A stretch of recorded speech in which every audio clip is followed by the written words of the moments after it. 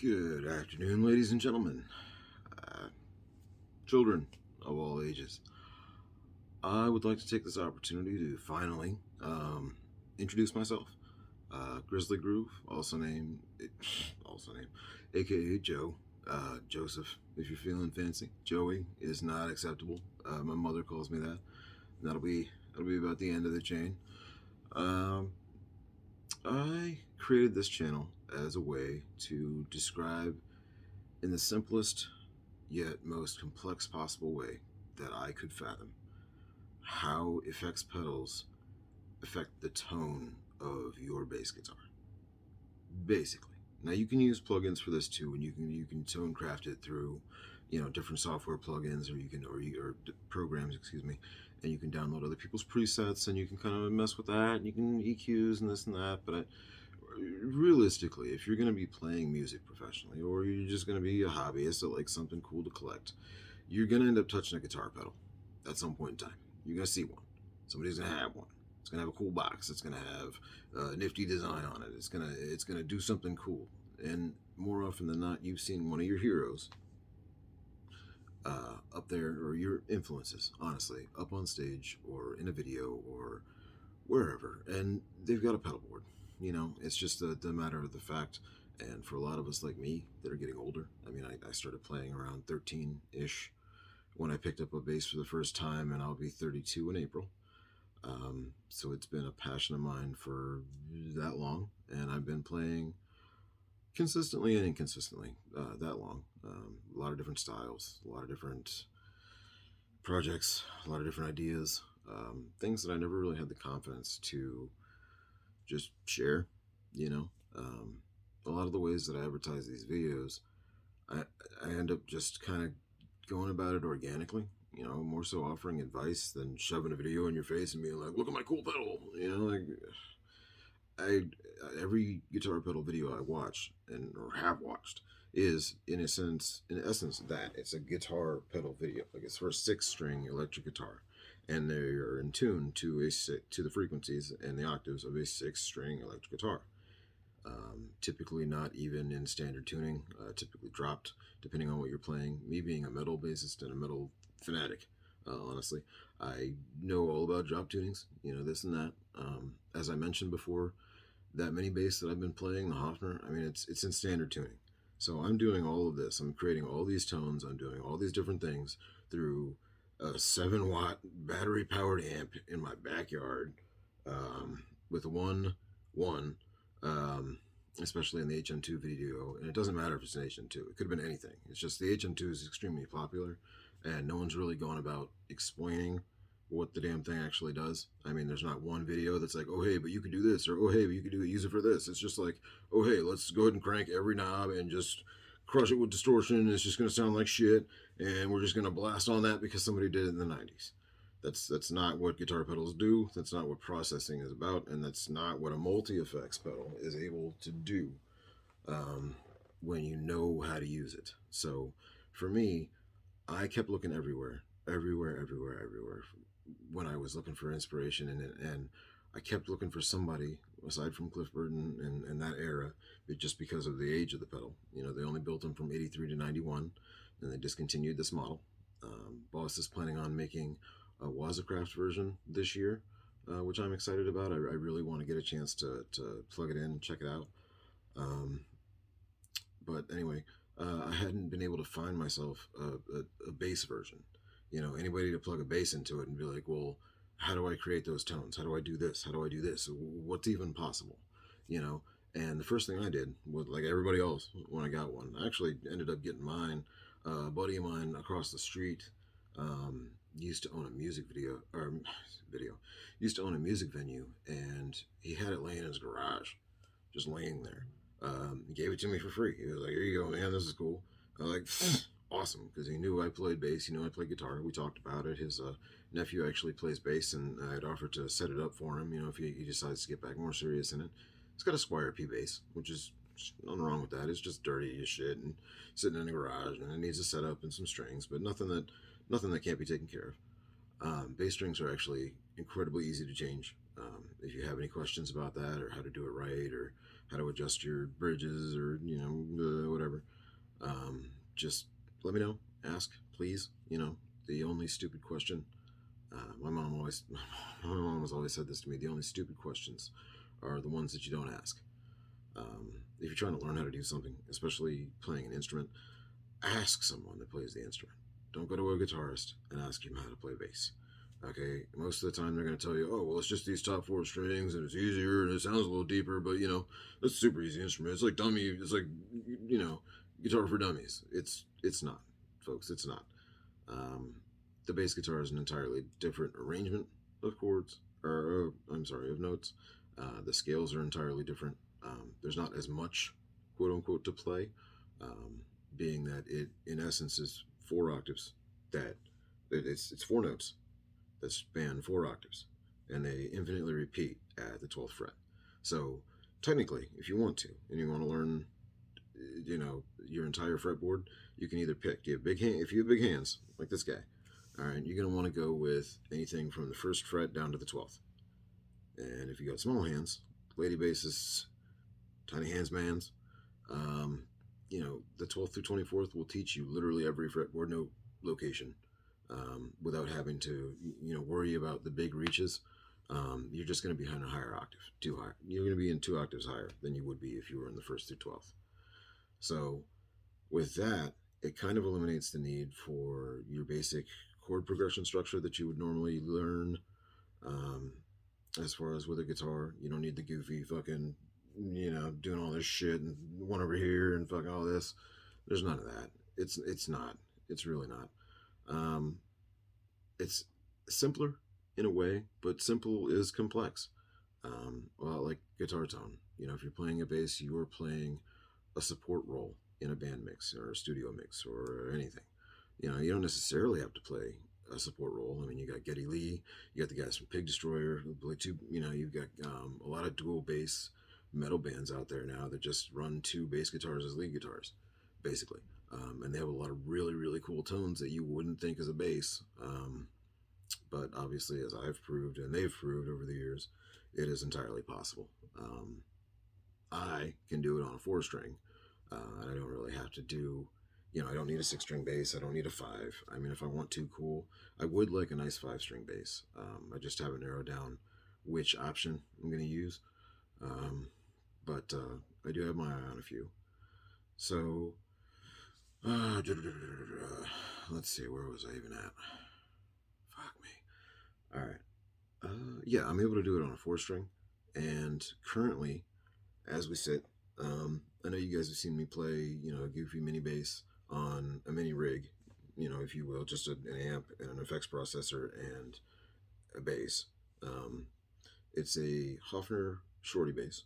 It's the TC series or something like that. You can get them on Amazon for like $200, brand new. It comes with a gig bag that fits it. It comes with the bass. You stick, plastic on the pickguard and all that shit.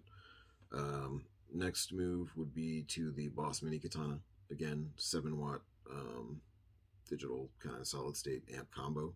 I think it's got like a 4-inch speaker in it, something like that. But as you've heard from both videos that I've played both of these through, it sounds massive. And you're able to do that at home, in the studio, anywhere you want to. Really nice thing about the particular setup with the Moore Black Truck is that it's basically a grown man's multi-effects pedal for metal. It allows you to mix. Its signal chain, its built-in signal chain is actually on the back of the unit. It shows you exactly how to lay out a pedal board as they allow you to, as they used it, lay out their pedal board design. It also allows you to chain in and out of the unit itself so that you can bring in your own favorite pedals, or you can bring them out from your own favorite pedals. So you can kind of link it in either side of the chain, so you can use the four cable method if you want to. The EQ, distortion, and gain channels are already in that method for you. That's why I started with those two. That's why I ended back with those two, so that I could start you with a riff, bring it right back to where I was. But also show off what a noise gate does and what the compressor could possibly do. And I went through every option that I could think of on the fly in 5 minutes. I mean, I ran through the whole unit in 5 minutes without really saying too much, because I wanted to give a broad overview of everything that effects can do. There is just from that in that video alone, and just from that unit, there's gain and distortion. There's gain, there's distortion, there's an EQ, there's a compressor, there's a noise gate, there's a delay, there's a reverb, there's the combination of those two. There's a flanger, there's a tremolo, there's a phaser, there's a tuner built into it if you long press that blue um, linky button. Um, it only if you want to do that at all. I mean, if you're like in a hotel or something like that, or you've got somewhere to be, or you only have a small practice space or an apartment where maybe you have noise ordinances or things like that, it's never going to shake. It's never going to rattle. It's digital, digital solid state, so it's not really going to. It's not going to affect anything as far as that way goes. And playing a bass, even if you're quiet, that is typically one of the biggest problems people face when it comes to not only living in an apartment, but also living in a townhouse like I do. It's very easy to shake the walls. It's very easy to create something that's going to become a disturbance, and it's very easy to get yourself a noise complaint. Even if it's not that loud, if a neighbor can feel it through the wall, it could become a problem, or through their ceiling, especially kids, families, stuff like that, elderly, things like that. So that could become an issue, and I do like the fact that both katanas, and I do have both, or two of them. I have the for practice. Or tones. I have the Katana Mini and the 50 watt Mark One. I like the first generation over the second. I don't find that the second generation really did anything all that dynamic that I needed. Um, the amp itself in the first config in the first generation is perfectly fine. It functions exactly like the mini katana. I mean, sound wise, it's just obviously bigger, handles more of an output. I go from 7 watts to 50, but with the limiter on it, you can go all the way down to 0.5 watts. So you can do 0.5, I think it's 10, 25, 50. So you can utilize any power setting you want. It's got like 8 different amp channels on it. It's got reverb and delay, and a couple other effects that are already built in. So you don't technically even need any pedals if you're playing with the Boss Katana series. Even the Mini has a built-in delay, digital delay or tape delay, depending on how far you go with the tone knob itself, the tone knob and the level knob. Which, if you'd like a delay just from that katana, I can do that too, just to show you what that sounds like from the Mini. Give you a better idea of like every aspect of why this thing is just completely awesome. Best part about it, I think, especially for practice or for moving, is it's completely mobile. You can go to a park, you can be on a plane, you can be in a hotel, you can be in my backyard, okay, and sitting on the ground, or I was in a chair, but and I apologize for for looking at my leg for like 5 minutes, for 20 minutes. But I mean that to me was the best way that I could show that, like, oh hey, you can take this anywhere. Um, I what was I thinking? Oh goodness. I do intend to go back out to parks. There's a park near my house called Algonquian.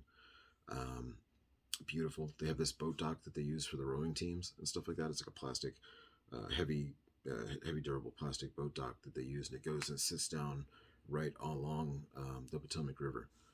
So when I do the blue sky review, which is when I get into my reverb, kind of series of effect, I'm definitely going to bring the blue sky out there, and I'm going to play my blue sky under a blue sky if I can figure out how to do it.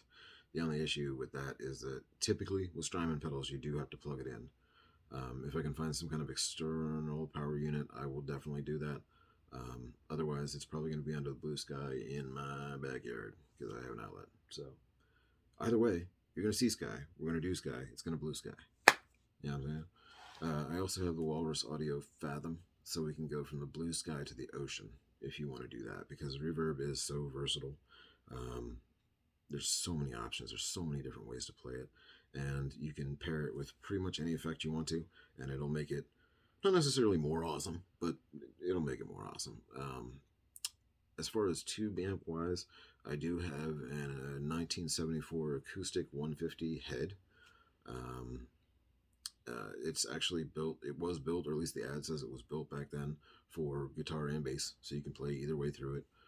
If you are in the market for one, they're about 350 ish is what I've seen as far as like for sale, stuff like that. But two built-in clean channels, a bright and just whatever regular, a bright and a clean, and then it also has two reverb channels built into it, a bright and clean, and the metrics for it in itself. I'll show off this amp more when I do get into tubes, or if anyone requests to hear what tube amp effects sound like as opposed to digital, as opposed to solid state.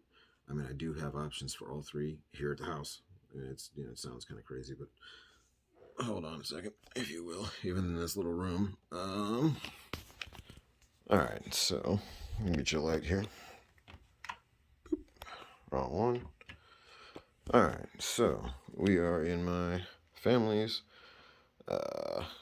entertainment room. This is the magnificent television that I watch sporting events on. Phenomenal. All right, so let's get started over here with this guy. This is the Bugera BXD12. It is a 1,000 watts, 1x15 combo amp from Bugera. They typically make amazing guitar amps. They also happen to make absolutely amazing bass amps. Move this out of the way. If you have any questions about this cable in particular, it is a Fender, what is it? Gosh darn it. Fender Festival Series is what it is. And it's in a hemp green. I just thought it was a really cool wrap. And it honestly, if you're going to take this mobile setup anywhere, something like this that protects the cable and has a good solid gold tip connection is going to be invaluable, because it's just going to protect it over time. I mean, I've taken this thing to the grass, the mud, the dirt, whatever, and you can literally just clean the hemp, because this is actually hemp wrapped. So not only is it hemp green, it's hemp wrapped, and that's just cool. All right, moving right along. This particular amp has a clipper already installed, has a clipping and a mute installed here. It's got a 15 dB drop here, so if you're using like an active bass or a passive, or if you want to make either option, so you want to get a passive sounding tone out of an active bass, boop, boop. All right, you got your gain tone. Over here, you got a threshold compressor built in, tone knob expression for the compressor built in, ultra low, which brings you your deeper bass tones. So when I play my jazz, the ultra low is really cool because the jazz is low and then it's ultra low. Full parameters as far as, your typical kind of EQ, except for this guy, which breaks your mid frequency, which is what I was showing with that color expression knob. The color mix expression knobs and stuff like that basically do this.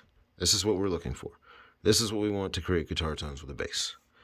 And then here you have boop, boop, ultra high, just in case it wasn't ultra high enough from here. And you're like, you know what? I want to be super cool. Boom, right there.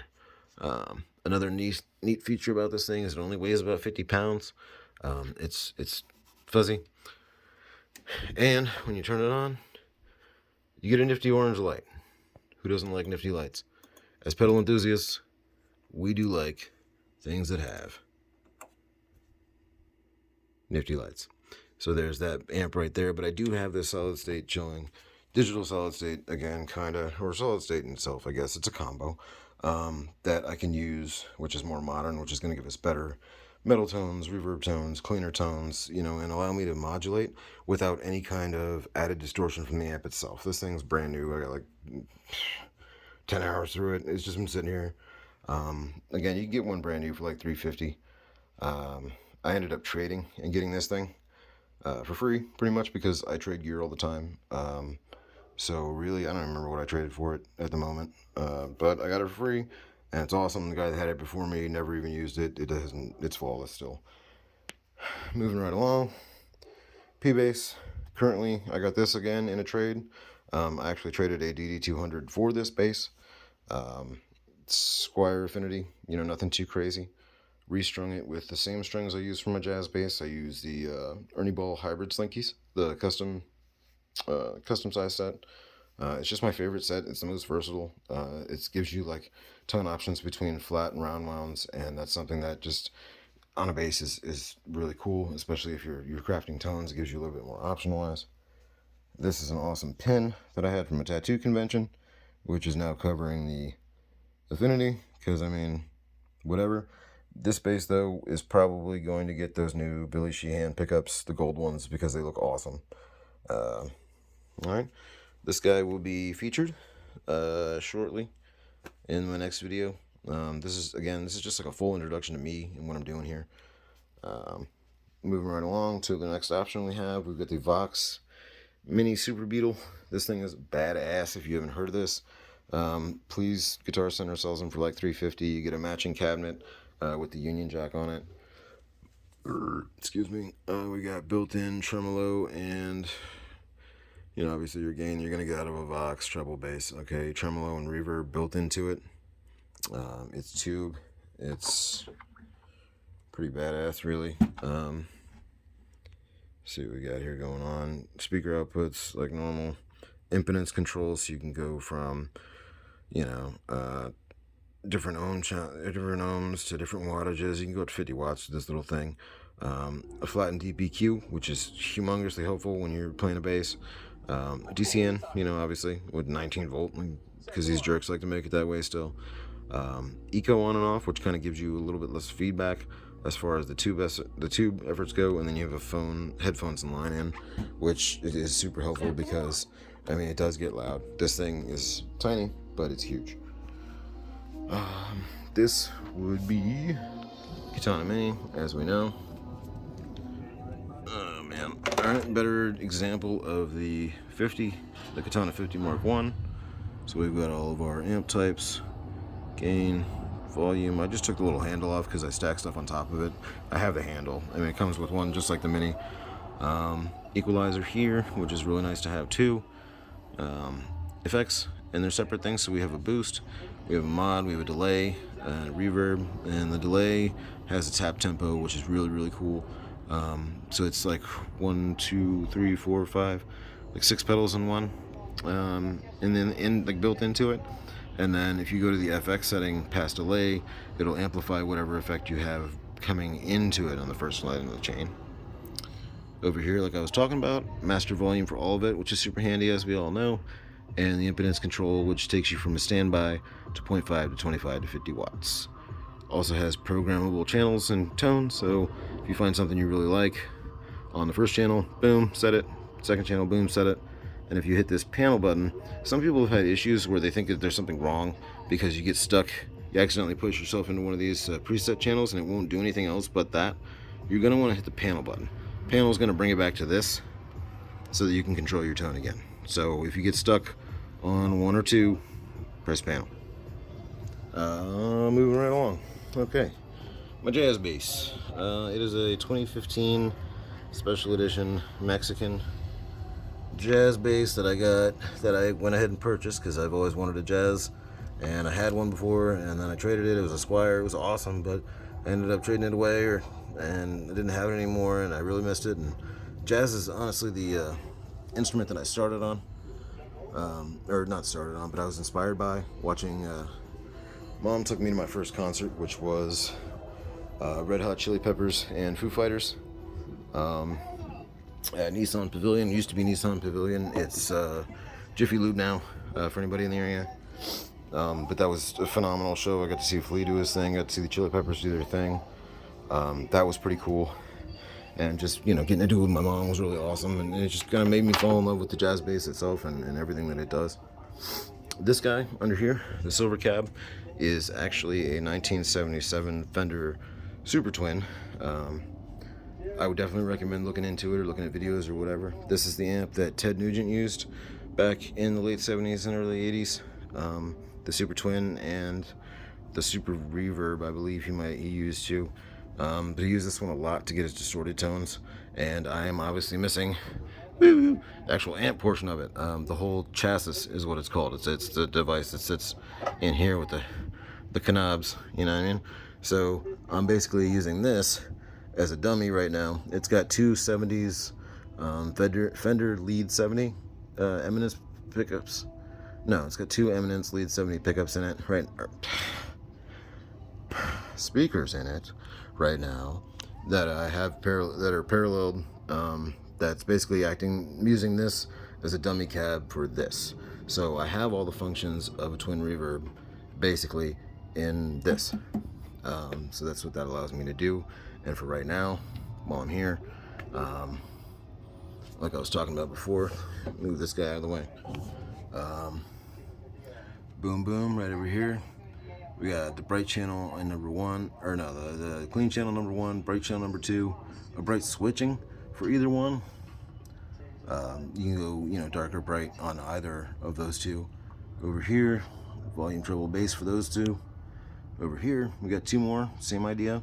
Clean and bright, and then the bright filter, and then we get into the same EQ parameters, and then we get into reverb. So we've got reverb, we've got the speed of the so the level, basically a level pedal, and we've got a speed pedal, which will be your time or your, whatever. Obviously the speed that it's going to go whoa, whoa, whoa, whoa, whoa, whoa. Intensity is going to add feedback to it, which can almost add like a tape echo kind of delay effect to the reverb itself, so it allows you to combine and tone and do really cool things. And then power and GND. I'm not sure that this functions. I'm not sure what it does per se, but I don't think mine does anything. Which if I have a vintage amp of this age, it's all original, and one little clicky thing doesn't do anything, I'm cool. Awesome. Aside from that, guys, if you have any questions about building tones or how I did any of the techniques that I did to create them, I mean, especially I'm using a $200 bass and a $100 amp and creating studio sound in my backyard. I mean, if I can do that, I can do pretty much any of that or more, and do it better on any of these amps, on any of these guitars or basses. Sorry. And I would be more than happy to answer any questions you might have. I will be doing a full Hoof Reaper review here shortly, I guess, either today or tomorrow, which will or should finish up my series kind of on distortion and fuzz. I figured I would start there since I'm a metal fan. I'm a Cliff Burton fan. Metallica's my jam, and listening to Anesthesia Pulling Teeth and Call of Tulu and all of his solos and all of his work and all of his bass lines and practicing them and playing them and learning them and loving them, I wanted to find out how to create those tones. If you're looking for tones for either of those solos or any Metallica song for that matter, let me know. I got you. And that being said, any thrash or metal band or anything from that era primarily on, any tone that you're looking for, any genre, doom, death, grindcore, whatever, you know what I mean? So yeah, hit me up. My name's Joe. This is the Grizzly Groove channel. I'm hoping to honestly build a community out of it. I'm not going to force anything on you. If you don't want to watch it, cool. If you think you can do a better job of creating these, if you found a cooler way to do it, if you have a favorite pedal, let me know. Please let us know. Let everybody that watches this know. Let's just share the knowledge. I mean, bassists don't get enough credit as it is. We play support. We're a rhythm instrument. Okay, cool. But we don't have to play, we don't have to play the minor pentatonic scale all the time. We don't have to play major scales all the time. We don't have to be playing E for 14 minutes. Okay, we can have fun. We can lead. We can be brighter. We can take lead, which a lot of people don't really think about. And as a solo artist, somebody that, especially in these COVID times, when you really can't be with a whole lot of people, and you really can't be with your band, and you can't be in a studio, and you can't get things done that you would normally get done, being able to do it yourself is fun and gratifying. Create something that is you. Create a sound that's yours. And then when you get back out into the world, and we can take our masks off, and we can be human beings again, show the world what you got. Let them hear you. Thank you.